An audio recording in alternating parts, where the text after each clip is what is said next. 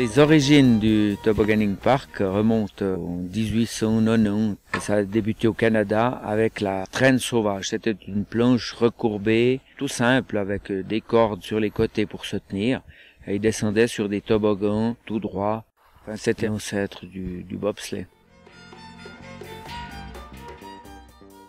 Alors en février 99, à la suite des chutes de neige, une partie de la station a été fermée, tous les touristes étaient bloqués, et puis on a mis sur pied en quelques heures 2 pistes de snowtubing. C'est comme ça que c'est parti. Ça fait maintenant 11 ans qu'on a commencé avec 4 pistes, maintenant on en a 11, et chaque année on évolue avec des nouveautés. La sécurité, c'est un des points très importants.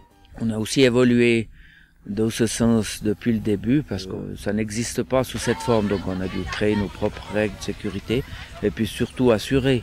Et pour assurer ça, il faut beaucoup de personnel. Lors des sessions, il y a beaucoup d'affluence, il faut une personne par piste, il faut des gens à l'arrivée, il faut expliquer les règles aux gens. Le seul moyen qu'on a trouvé, c'est un petit podium à l'entrée du parc, où avant la session, on fait les explications, on donne les consignes de sécurité. Donc tout ça, ça demande beaucoup de personnel, et puis on arrive à n'avoir pratiquement aucun accident durant la saison. Alors, notre système débute toujours aux heures paires, c'est des sessions d'1h50. Ça débute à 10h jusqu'à 11h50, midi, 13h50, etc., etc. C'est un tarif unique par session. Et s'il n'y a pas beaucoup de monde, votre abonnement est vite amorti. Vous pouvez toujours acheter quelques tickets à la descente ou bien aller vous restaurer ou boire un verre à la buvette. Tout le monde vient de 14h à 15h50. On essaye de les faire se lever le matin pour qu'ils viennent à 10h, parce que le matin c'est aussi rapide, c'est sympa, puis il y a moins de monde. Il y a une capacité de 200 personnes, 250 personnes dans le parc.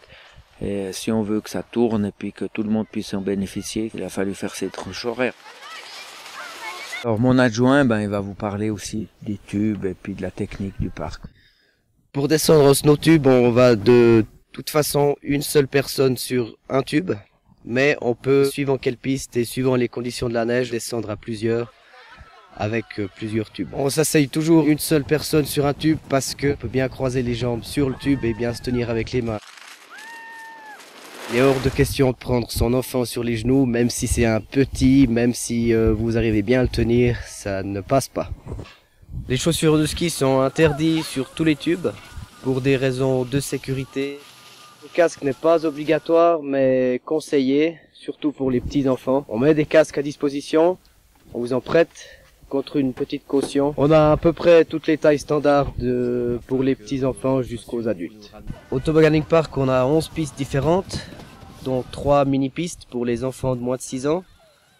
Chaque piste a une couleur qui va du bleu au noir en passant par le rouge, les bleus étant les plus faciles, les noirs les plus impressionnantes. Chaque piste est différente parce qu'elle a plus de virages que l'autre, elle est plus raide.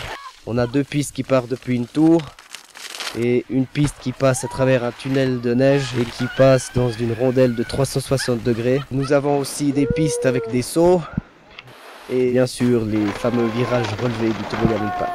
Alors le Tobogganing Park, c'est vraiment un lieu unique au monde parce que il est fabriqué par un personnage unique au monde aussi, qui a été champion du monde de bob et que personne d'autre n'est capable de faire des virages relevés avec une telle perfection.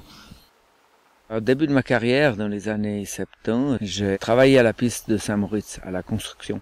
Alors c'est là que j'ai appris à façonner, à brasser la neige, à monter des virages, à glacer.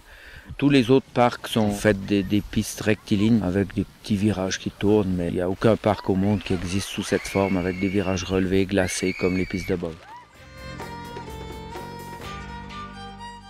Unique et génial. Super, magnifique, incroyable, super. Super fantastique.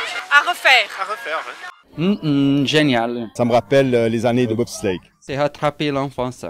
Original et sensationnel. Sensation forte et puis plaisir. Une sensation grisante et une montée d'adrénaline. Fort. C'est la sensation de fou. Hein. C'est une sensation qui fait peur un petit peu. Il faut fermer le corps. Après, te livre. Après descendre de rampe. Après, le corps te livre. Sur les 3-4 mois, je fais plus de 1500 heures. Il y a des jours, j'en fais 20, et puis les autres jours, une dizaine. J'habite presque dans le parc.